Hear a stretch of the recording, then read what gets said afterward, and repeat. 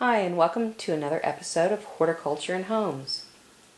I've been so busy with kitchen projects and canning and preserving and recipes that I haven't done a lot with the other parts of the home. So today I would like for this to be the beginning of some tip videos that I'm going to call maybe home helpers. What I'm showing you here are a couple of items that I've chosen to hang on the wall. And the reason that I'm showing this to you is because I want to show you a method that I use to hang things. If you don't already do this, this could be really helpful to you. Okay, off to the right, just above the handle there, I don't know how well you can see that, but I'm going to zoom in on it in just a moment. Is one of the points at which I hung this decorative saw. And then off to the left, at the end of the saw, there's a hole there, and I have a straight pin in there at an angle that is holding that end up. And then at this end, I've taken a piece of brass wire and I've wrapped it around the saw and twisted it, and I made a little loop. And then I took a corsage pin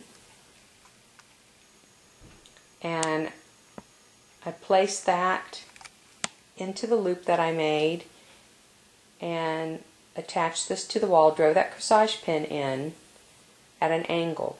And the key of using this method is to place your pins at an angle, because they'll take a lot more weight that way. And this could have been hung just with one pin, but in order for it to be balanced properly, I had to fasten it at each end. So I'm going to stop here and then set up a few things to show you exactly how I went about doing this. Alright, here we are with the tools you'll need to hang your pictures or whatever it is you want to hang on the wall. And I hang probably 90 to 95% of everything on my walls in this manner. If you live in an apartment or you rent, this is really handy because you don't have a lot of patching to do when you move. And I also like this because if I decide to change things and I want to move something around, it's not a big deal because I don't have a nail hole in the wall. I just have this small pinhole in the wall. So the key is to hang, to place your pin in at an angle, about a 45-degree angle. And depending on what I'm hanging, I may use a straight pin for sewing here, or I might use a sewing needle, or I might use a corsage pin. It depends on whether or not I need the added head on there. And I also like the corsage pins with the pearl heads too.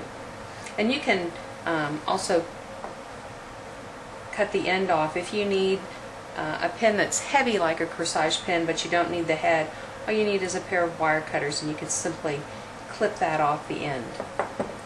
And here I have a pair of linesman's pliers, and these are heavy duty, and they would easily cut this off the end also. So choose the type of pin that you want to use. The corsage pins you can pick up at a craft store or Walmart. And then another thing that's important, and this is a really good tip, a lot of people don't know this, is you'll need a watercolor pencil, and you can pick this up in a craft store or an art supply store also. If you have light colored walls, you'll want a medium to dark colored pencil. If you have dark colored walls, you'll want a white or yellow watercolor pencil. And then also a level would be handy. And typically you would not use a level this small. This is a little torpedo level. And you would just need the torpedo, you would just need a level if you needed to set 2 points on the wall to hang one photograph or one painting. And I would typically use a 2-foot level, but this is what I have handy, and I'm going to use this to demonstrate with. So the big thing is putting it in an angle. Well, that's great, but if you need to place 2 pins in the wall and it needs to be level so that the object hangs straight, then that's a little bit more difficult. So I'm going to use this level, and we're not going to use the bubble in the middle because that has to do with whether or not my floor is level, and obviously it is off a little bit, but we're going to use this bubble over here that tells me whether or not my level is straight across or not. And say I need to pick 2 points about 8 inches across, then I'm going to take my colored pencil, and this is a watercolor pencil, not just a colored pencil, but a watercolor pencil. And I'm going to make a little mark over here and over here. And a lot of times I'll, once I make my mark, I'll know whether or not this needs to be, 6 inches apart, 8 inches apart, what have you. And I'll pick a point and place the one pin or needle in, and then I'll come across and do my other point. Okay, I have one mark here, and my other mark is right here. And I would simply place my pins in and take my hammer at that 45-degree angle, and as long as my angles were really very close to that 45-degree angle, your photo would hang evenly across these 2 points. So I would just pound that in the wall. Sometimes you might be needing to hang several pictures side by side, and you want them to hang level and in the same place. So you might take a 2-foot or 4-foot level and do the same thing to hang those 2 photographs. And you may even want to draw a longer line across the points, especially between the 2 points that would be between the two photos. And that's fine. Now the reason you're using a watercolor pencil is that once you place your pen and you have your mark set, you just come in with a damp paper towel. Now I did this on wood, and it is not going to remove quite as easily as if you had done this on a wall. But once I wet that, I can get rid of my marks.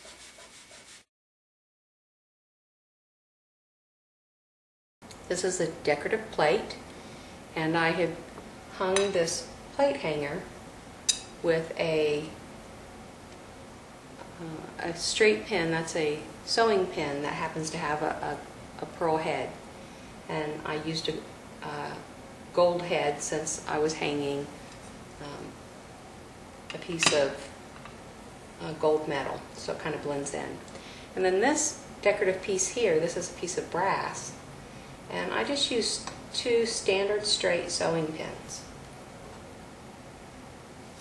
You can see I've got the 2 pins here.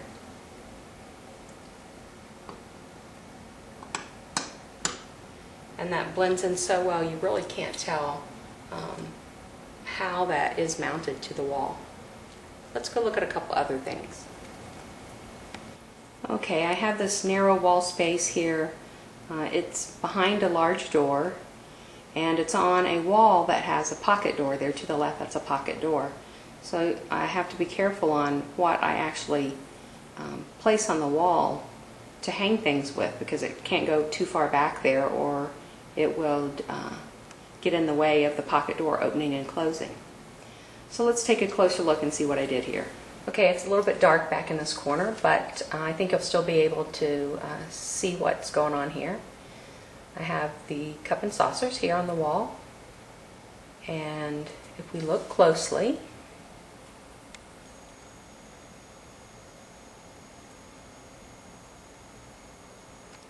right here you can see the 2 gold headed pins sticking out. So I just chose a just chose a pin that would blend in well with this metal hardware, and this works pretty well because it does show just a small amount here on this first one. Now on the other ones, they're hanging so high up you cannot see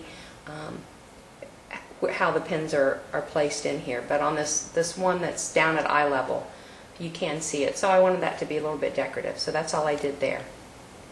Okay, here we have a cross-stitch piece that is framed in glass. It weighs several pounds with a wood frame, and I just have things covered over. There's some personal information there. And here's the mounting hardware. It's just protruding out of the wall here, maybe 3/8 of an inch, but that can take quite a bit of weight. And this hangs here just perfectly, just fine.